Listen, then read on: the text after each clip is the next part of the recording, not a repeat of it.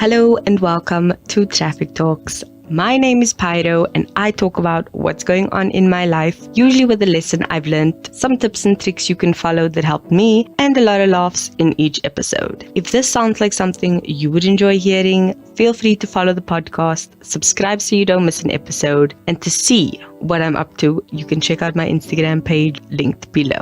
Bye! Hello and welcome back to Traffic Talks. I hope you are doing well. As you can see, the name of this episode is Tools for Tasks. Yes, I have a thing for the alliteration and the little rhymingness of things, and I thought that would just be a very clever name when I was making my notes for this episode. And this episode is basically an in-between episode. So last week I covered how I'm trying to live more intentionally, and next week I'm going to give you a goal update. So in between those two is this episode, and it's the bridge, you can say, between the two, because having the intent is good, but you need to execute on it, and that's where the goals come in. So I have been trying to live intentionally, but if you don't put it into practice and actually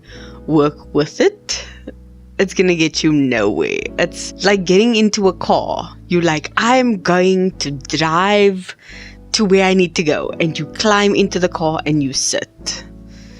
It's like, okay, cool, you're in the car, but you didn't start it, you didn't pack a bag, you didn't set up the GPS, you've got no clue what the weather's like. So, you're gonna be ill prepared. And that was kind of this episode, doing what you need to do in order to get where you need to go. So next week will be the goal update. I'll tell you where I need to go in that episode. And we spoke about intentional living last week, so I'm not going to go back into that. I'm going to stay right here. And the tools for the tasks I'm referring to is the basic things I think people overlook when it comes to tackling goals. I did mention this at the beginning of the year, where one of my key things to do is always reflect. I am very big on reflection. I have a monthly reflection section in my bullet journal, and I don't know why I said that with a question mark. Allow me to rephrase. I have a weekly spread in my bullet journal, and at the end of each month I have a monthly summary, which is basically just a way of reminding myself what I enjoyed most about the month that has passed, and also a monthly reflection section where I ask my usual 3 questions like, what did I achieve, what could I improve on, or what do I want to stop doing that I didn't like that I did this month. And those are things that we generally don't think about all the time for other situations. For example, if you are trying to get healthy and you start a new workout routine, but you hate it. At the end of a week, reflect on it. At the end of the month, reflect on it. If it's a 6-week program or something, reflect on it. Did I like this workout? What didn't I like about this workout? Was there certain things that were just too hard for me to do? Were there things that I felt were too easy? Was there specialized equipment, meaning I had to go to a gym in order to do this?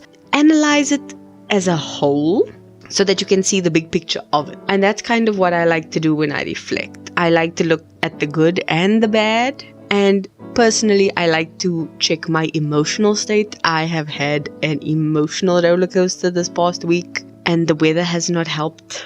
But I will speak about that in a few weeks. Just life will be life. Things will happen you can't predict, that you can't truly plan for, but you have to keep just going. And that's the thing. Having these tools ready is going to make your life so much easier. And this is why I'm the kind of person who asks the people I live with, what do you think of this? Or I'll discuss things with them. As you know, I always mentioned, I spoke to my brother or my sister or my mother about something. And they do have their moments, but there are always little nuggets that I can always pick up of just the most amazing wisdom. And I was speaking to my brother last week, and he said something. He's like, no. I know you. You're going to do this for a month and then you're going to fall off the wagon. And I'm just like, when you're right, you're right. There are certain things where I can be like, I'm going to do this. Like with this podcast, for example. Sometimes I might upload late. It may not be my best work, but it's done. I crawled over the finish line. And then other days, it's already been uploaded like 4 days in advance, and I'm very proud of myself. So it's an ebb and a flow, but my goal was to upload once a week, and I do upload once a week. So I've been sticking to that, and that's made me very happy and very proud of myself, which is another thing people don't do enough, but that's for another day. The thing is, I think I know myself, but others may know something else about me that I don't realize. Like my brother telling me, you're not going to stick to doing that particular thing to keep it up consistently. And I have to concede the point. He's right. He's seen it happen multiple times and I haven't changed. So what can I do about it? And this is once again where those tools come in. Something like simple prep can make your life so much easier. Having the right tools can make things easier. Planning can make things easier. But one thing I will emphasize is you need to do the work, not just prep it. So for me, my meals have been my biggest gripe. I don't hate cooking. I will say I actually do like cooking, but I don't like cooking major meals. I'm more of a making breakfast from leftovers kind of a person, and I actually made muffins from stuff we just had at home. Banana muffins. They came out really, really good. I actually made 2 batches. But for me, meal prepping is not always a fun thing to do because I'm just iffy when it comes to things like my food. I don't like preparing it too much in advance. And also I'm kind of, I eat what I feel like when I feel like. So some days I'll be up early and have jungle oats. Other days I'll only eat at like 10, maybe 11, maybe even 12. Just because that's what I feel like. That's what my body's telling me I want and I need. And having things prepped and ready to go that I can just throw in a pan, just heat up, just quickly do the meal has always been awesome. But the prep of getting it to that stage is kind of what annoys me, because now I have to stand and chop stuff just to put it in a bowl to cook later or tomorrow. And then maybe I'm just like, you know what, I don't even feel like this. And then it stays an extra day in the fridge. And then by the time I need it, it's soft. And that's not the way some things need to be. Some stuff need to be fresh and crisp. The easiest example I can think of is onion. So my brother and I generally share an onion, or like a third of an onion when we cook, depending on the size. So he'll be in the kitchen, he'll cut a piece off, put the rest in the little onion saver we have, and then I'll come along and then chop up a piece for myself. And that works fine because it stays fresh and crisp. But if I had to prep and chop that onion in advance, it wouldn't be the same crispiness and plumpness of the onion when you like just freshly cut it. And that's the thing with a lot of foods. Some of them are just easily able to be prepared. Like I know people cut and peel carrots and store them in water in mason jars in their fridge. And I'm just like, cool, that's a you thing. That doesn't seem like the end of the world. They do that for celery and carrots. And I'm just like, that sounds fine. That sounds fair.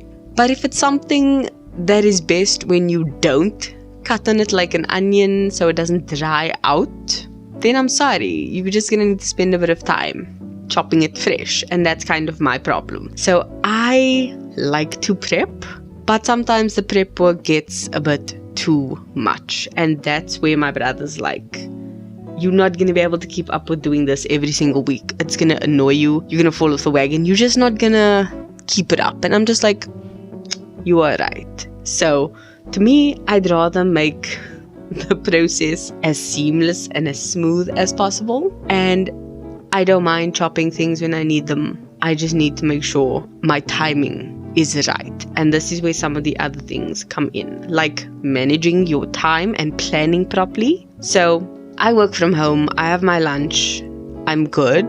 I usually get up before I start work and then have just my lunch hour and then I eat after work. Or if it's quiet, I'll just grab a snack and then come back to my desk and eat and work, which I know not the healthiest of habits, but there are some days that are just chaotic and I can't move, but I do try. And that is what I feel I do best. Like I get into the zone and I hit a state of flow and I just keep flowing with it. And that's kind of what needs to happen with you and your life and how you do things. And especially coming up for all the Cape Townians listening to this change of seasons we are experiencing. It came hard and fast. Winter has arrived. I hate it. Everything is cold. Everything is damp. Everything is grey. And it's not my favorite season of the year, but it is what it is, and we just keep going, which is why I actually put in my notes that this is kind of like a winter edition for my goals, because I need to reschedule my entire life to kind of like daylight hours, just because I don't like getting up early in the cold. I hate it. Summer, it's fine, it's hot, it's warm, the sun is out, you can have a nice view. Winter, it's just bleh. So I don't like that. And I've decided to kind of re-routine my life, if I can put it that way, just so that I can do the bulk of the things I need after work when there's still a bit of sunlight, when there's still a bit of warmth and natural heat before the sun kind of goes down and makes everything cold again. And getting up early, I can do things that don't require me to change clothes. So I don't gym in the morning. I would rather gym the afternoon.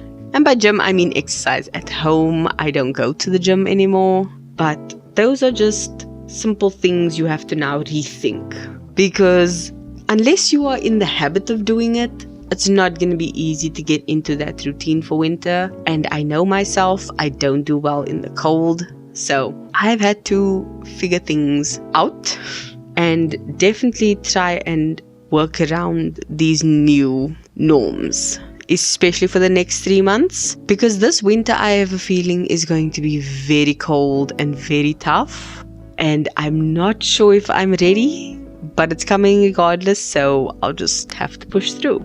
After that long rant, the point I'm hopefully eventually going to make is that you need the right tools to get your tasks done. And by that, something simple and small that may seem dumb to others can actually be something very, very vital. So, case in point, I've had this dry erase board on my wall for literal years, and for the last 5 months, it's had my 12 areas of life on it. My sister borrowed my old dry erase cookie thing, and she ended up accidentally ruining it and decided to go buy a new one for herself, for her own dry erase board, and she bought me one as well.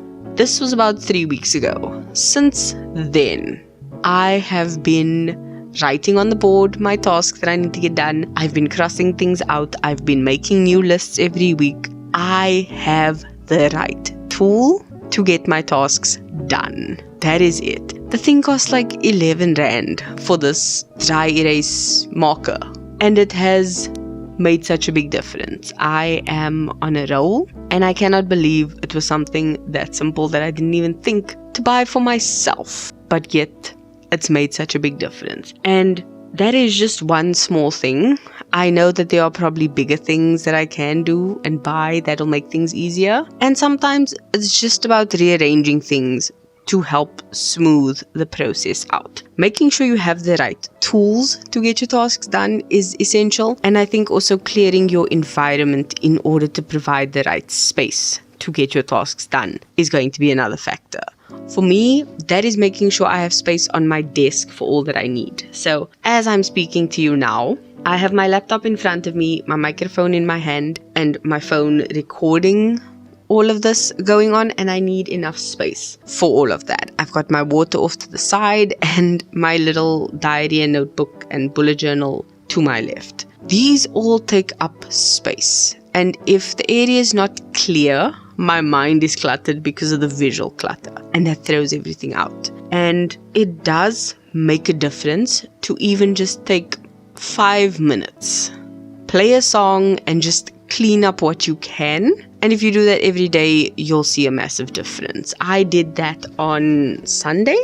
I think it was either Saturday or Sunday where I just packed away some things I had been meaning to do, moving things to the right folders, making space on my desk by getting rid of some of the old stuff that I don't use every day, and allocating a new space for that so when I do need it once a week, I know exactly where to reach for it. And that has made such a huge difference to the emotions I feel, because I don't feel overwhelmed by the clutter that I had. And it wasn't even clutter, it was just 3 books and putting it back into its place. It was that nagging piece of paper for that one task that I needed to do that just never got done, and just making 5 minutes to do it just relieves so much unnecessary stress and pressure. And finding a routine that helps support these habits is going to be the best thing going forward. Especially for myself, I am a huge creature of habit.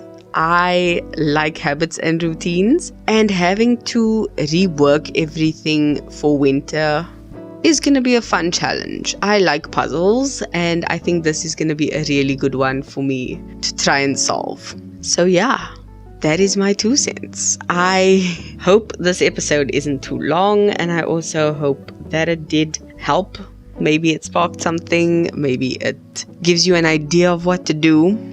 Yeah, I hope you did actually find something to take away, because if I can just sum it up in a sentence, which would save us all the almost 20 minutes we've got going here, is look back on yesterday and what you did, and do better today and do even better tomorrow, because we don't oftentimes reflect hard enough, because we're either too busy mourning the past or stressing about the future and trying to push both of those sides away to live in the present, that we kind of just get overwhelmed by this trifecta of timelines that we are trying to sustain. So do it. Take 2 minutes to just think, what did I do yesterday? What could I do better today? And what can I prep better for tomorrow? And that's it. That's it from me. The song of the week is... This song came to me, I don't know why, but I'm gonna say it. Dig a Little Deeper by the Cheetah Girls. It's a Disney song classic. If you haven't seen the movie, I highly recommend it. I think it's the Cheetah Girls 2 in particular. I could be wrong, but yeah, I think it is that one. It's a really good movie. It's a really old movie, but yeah, it's a good song. I think it does kind of just reflect this entire episode. I'm done. I'm leaving it there. Keep being a better being. I apologize that it's so long, and I will see you in next week's long 3-month update goal episode. Love you. Bye.